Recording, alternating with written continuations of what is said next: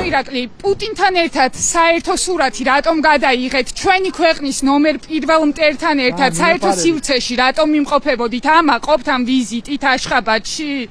ბატონო გელა, BBC სიუჟეტთან დაკავშირებით გითხარით, საერთაშორისო გამოძიება უნდა დაიწყოს. ბრიტანეთი მოითხოვს, რომ აქ ჩატარებული გამოძიების შედეგები გამოქვეყნდეს და ამაზე რა პასუხი გაქვთ?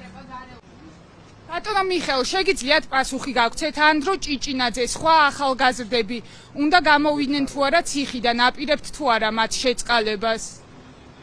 ბატონო მიხეილ, იქნება თვითფასებული პასუხი. პოლიტიკური პატიმრების შეწყალებას აპირებთ, ბატონო მიხეილ? საერთაშორისო გამოძიებასთან დაკავშირებით თქვენი პოზიცია გითხარით, BBC-ს რეპორტაჟთან დაკავშირებით უნდა დაიწყოს თუ არა საერთაშორისო გამოძიება?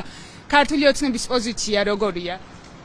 საერთაშორისო გამოძიება უნდა დაიწყოს თუ არა BBC-ს სიუჟეტზე? რატომ გარბიხართ?